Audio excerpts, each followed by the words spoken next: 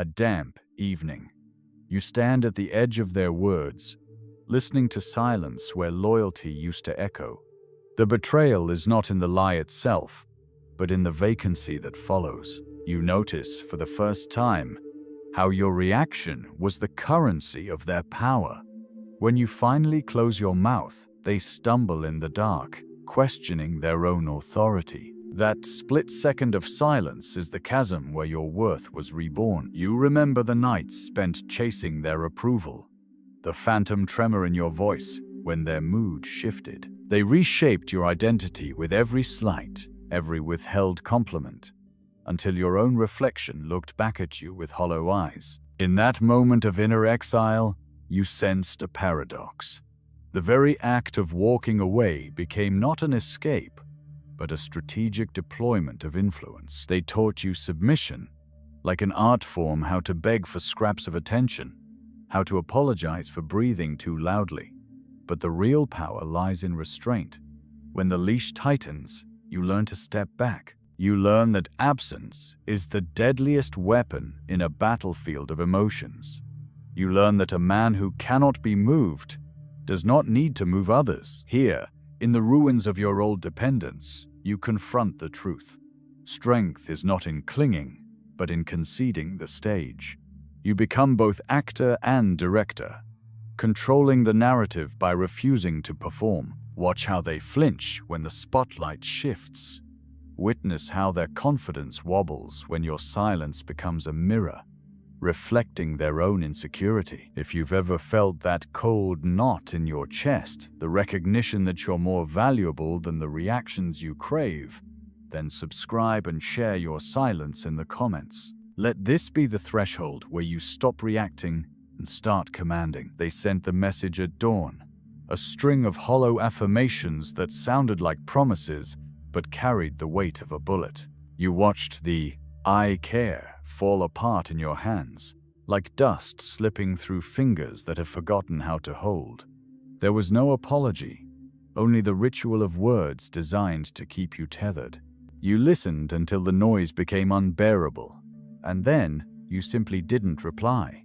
The air shifted. Their tremor snapped through the line, a fracture in their confidence that you never meant to expose but now could never ignore. In that quiet, you realized how often you had played their game, calibrating your tone to their mood swings, gauging your worth by the length of their responses. Every text, every call, was a negotiation. Your emotions, the bargaining chips.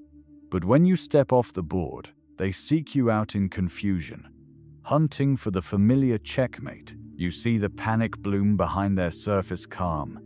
They thought control resided in their words. You know it lives in your silence. Remember the last time you stood too close, searching their eyes for a flicker of acknowledgement, only to find a mirror reflecting your own desire back at you. That moment of self-reckoning is the first blade of power. You no longer plead. You no longer argue. You inhabit a space that cannot be invaded, and they are left circling the void you've carved. Feel the weight of their doubt as it presses against the walls you've built. It is an invitation to test boundaries, to push until they break. But you remain still. A single, unmoved presence can dismantle a kingdom of doubt. They expect you to react, to sway, to show a crack. Instead, you offer them nothing but your unyielding calm. In that apathy, they find the terror they once inflicted on you. They will try to reclaim the stage with overtures, apologies that reek of calculation, gifts that taste of debt. But you have learned to recognize the currency of coercion. When the gift is attached to an expectation, it is poison. When the apology demands forgiveness, it is a chain. You refuse both. You stand outside the arena of their manipulation, watching their scripts collapse in midair. You might feel the pull of anger, the itch to strike back with equal force. But anger is the mirror image of attachment. It signifies you still value their opinion. True power emerges in the absence of resentment. When the storm rages around you, you do not raise your voice.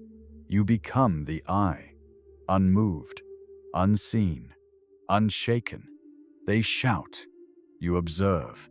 They rage, you endure. In their fury, you discover their greatest vulnerability, the need for your reaction, and so you practice absence with intention.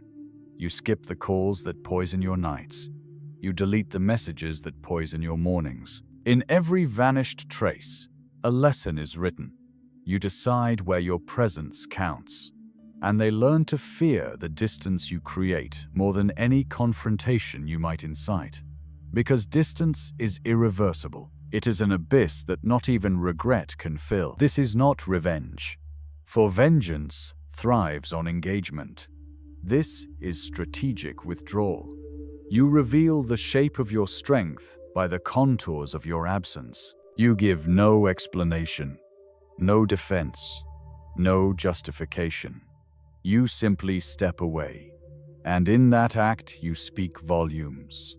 They hear the silence, loud enough to shatter their illusions. When you emerge again, if you choose to, they will be different. Their hunger for control, once sharp as a blade, will have dulled against the hard edge of your indifference. They will approach with caution, uncertain if they can ever command you again. And in that uncertainty, you reclaim the ultimate leverage. They need you more than you need them. You trace the pattern in your mind, the rise and fall of their confidence, mapped along the lines where you once begged for scraps of respect. They called it unpredictability. You call it control. You learn to speak in intervals of engagement, like a conductor guiding an orchestra of tension and release. When they expect your hand, you hold it back. When they expect your word, you hold your tongue. This cadence becomes your power, not because it provokes them, but because it rips away their script and leaves them adrift. Imagine the moment you stop seeking their approval and instead observe their desperation. You watch them craft messages with the precision of an architect, each phrase measured, each pause calculated to lure you back. Yet you remain unmoved, a fortress of unreadable stillness. In their mind, your absence grows into a ghost story, the legend of the one who could not be swayed. They whisper among themselves, trying to decode the silence. But silence is not a code to break. It is the absence of participation, an impenetrable void. In the grind of daily confrontation, you once believed strength meant endurance, but endurance binds you to the battle. It chains your identity to the struggle. Real power lies in the pivot, the moment you shift from reaction to detachment. You pivot inward, and the battlefield dissolves. They fire arrows of guilt and obligation. You watch them fall harmlessly at your feet. They deploy fear and longing. You feel only an echo, like a distant storm you no longer own. The more they pounce, the more your detachment tightens like armor. Every attempt they make to draw you in becomes evidence of their own weakness. You catalog these attempts, not to remember grievance, but to refine your perception. You see the lie in every hollow promise, the envy in every feigned calm. You become a strategist surveying the enemy's playbook, picking apart their tactics with detached interest. You no longer fear their moves, because you see them before they're made. Recall the last time you scrolled through your phone long after midnight. Your thumb paused over their name. You felt the electric tingle of potential reconciliation, that familiar thrum of hope that cracks open the chest. But tonight, your thumb hovers and retreats. You realize the cold comfort of that rejection is more honest than their warmest lie. You choose closure over conflict. You choose distance over discord. Power is cumulative, like compound interest. Each moment of non-reaction deposits value into your reserve. You don't need to announce your worth. It accrues quietly, visible only to those with eyes to see. They watch the balance grow and tremble. They call it arrogance. You call it clarity. You have traded the hollow clamor of their approval for the quiet certainty of your own standards. There is a silence that speaks louder than any declaration of love or loyalty. It says, "I am enough." It says, "Your barbs cannot pierce me." It says, "I will not play by your rules." In that silence, you wield the ultimate authority over yourself and, by extension, over them. They can no longer draw boundaries around you, because you've stepped outside their realm entirely. When you finally reappear, if you choose to, it will not be an act of reconciliation, but a negotiation on your terms. They will approach with caution, offering concessions to test your resolve. They will attempt humility, but you will see the leverage behind it. You will allow them a moment of unburdened plea, and then you will speak, not with anger, but with the precision of a scalpel. Your words will carry the weight of your absence, and that weight will demand respect. Perhaps they will beg for a second chance. Perhaps they will use guilt as a shield.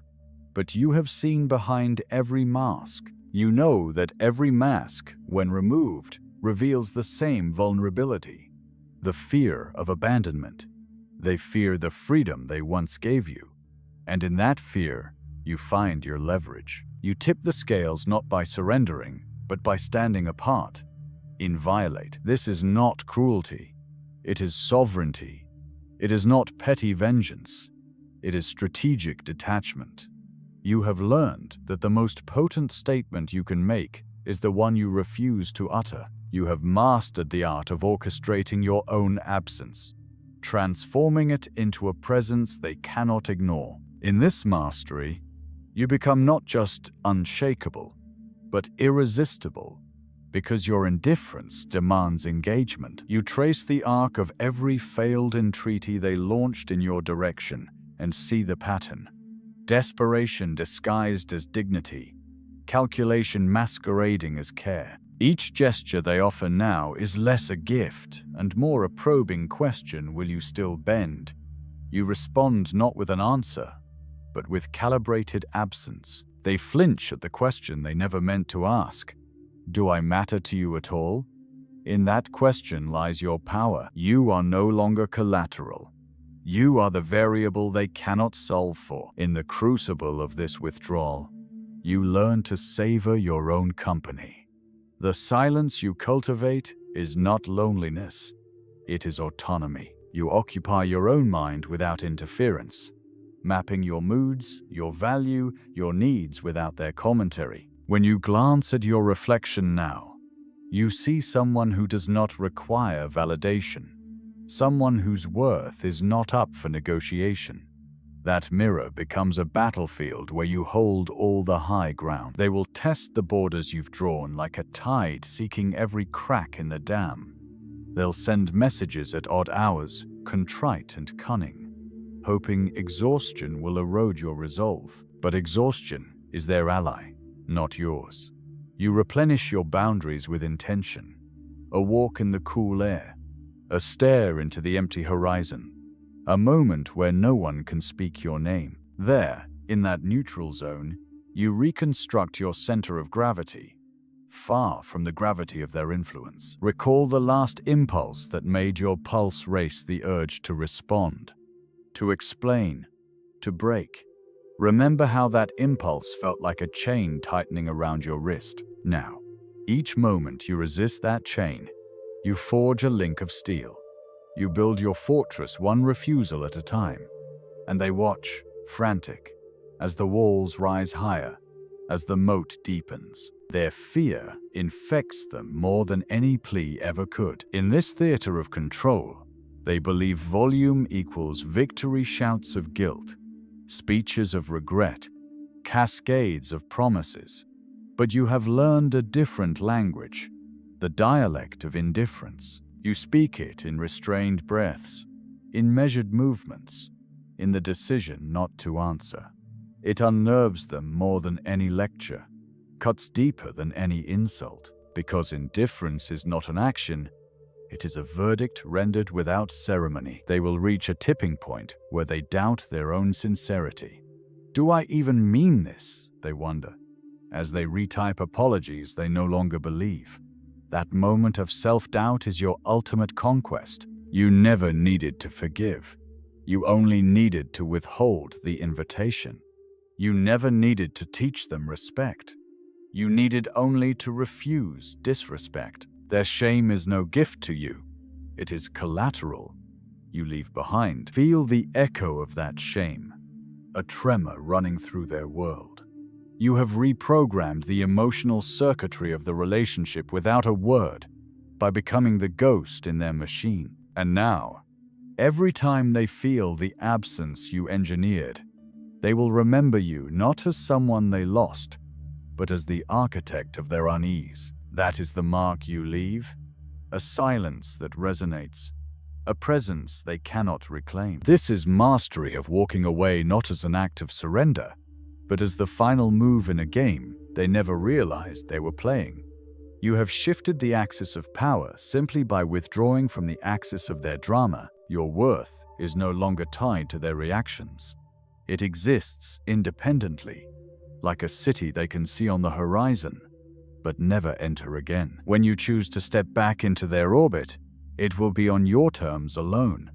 They will orbit around you, trying to regain altitude, but you remain stationary, unyielding, undistracted, untouchable. In that stillness, you become their center of gravity, and they adjust to your pull. You have become the unmovable sun around which they revolve. You remember how they once carved your insecurities into the spaces between their sentences, how each casual remark was a chisel striking at your confidence. Now you study the echo of their voice in your mind and find it hollow. You no longer flinch at the hammer. You recognize the shape of their attack and step aside. The chisel's strike lands on empty air, fragments of fear scattering uselessly into the void of your calm. They believe power resides in proximity, that the closer they stand, the more authority they claim. You let them drift near enough to see your eyes, but never close enough to steal your breath. In that measured distance, they stumble, looking for the familiar script you've stopped performing. Their confusion is your affirmation. You have transcended their choreography. They search for entry points. You reveal only blank walls. Once, you chased the warmth of their approval like water in a desert, each drop worth a lifetime of thirst. Now, you are a wellspring unto yourself, impervious to drought. When they threaten to withdraw, you offer no pleas to return. There is no leverage in absence because you own it. They feel the loss of your thirst more than you feel the absence of their generosity. Recall the night you realized forgiveness was just another form of surrender. They begged, eyes wet with remorse. Yet you sensed the same hands that broke you extending the olive branch. You held their gaze and saw the bargain in their penance. Forgiveness in exchange for re-entry. You refused the contract. You walked away with your dignity intact, leaving their apology to rot in the dust of your departure. They whisper behind your back, painting your detachment as cruelty. But cruelty implies intention to harm. You simply refuse to be harmed again. You stand apart, a sentinel at the threshold of your worth, and they rail against the closed gate. Their fury is not your fault. It is the confession of their dependency on your reaction. You maintain the barrier, silent and immovable. In your solitude, you trace the contours of your own face, no longer fractured by their reflection. You recognize the nuance of every line, each one a testament to battles won in silence. You are both witness and victor, remembering the pain but refusing to house it. You become a sovereign within yourself, issuing decrees in the currency of self-respect. They will attempt a final assault, a cascade of vulnerability, designed to pierce your armor. You will witness the tremor in their voice, as they confess secrets they never dared speak. But you have listened enough. You have catalogued their techniques, their reliance on emotional ambush.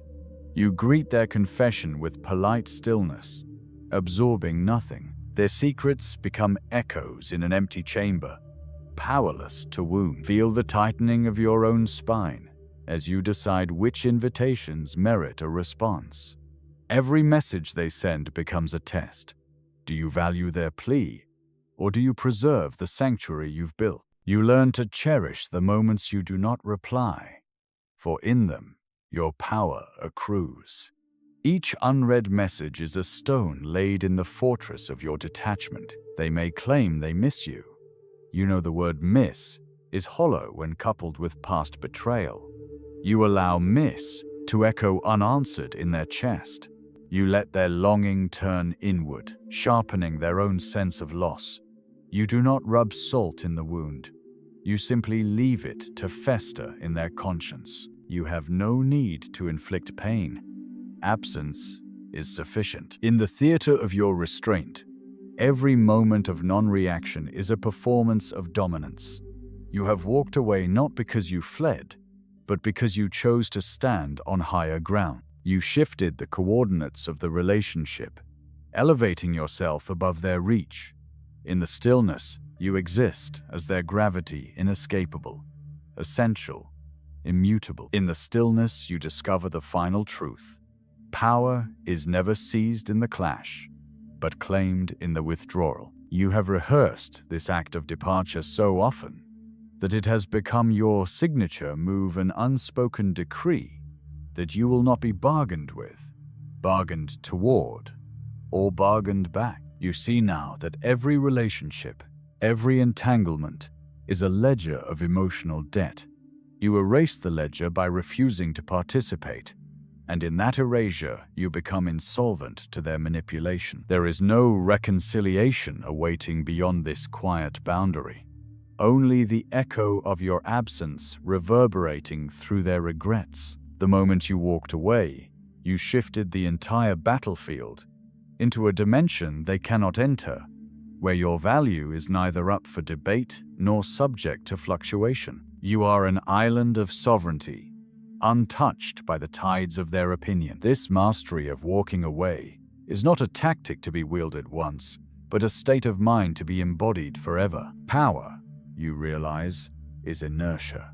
Once you stop spinning in the orbit of their drama, you create your own gravitational field. They may circle, they may plead, they may rage, but none can alter the trajectory you have set for yourself. In the end, there is only distance, a ceremonial space where your worth remains inviolate, where their influence dissolves into nothing.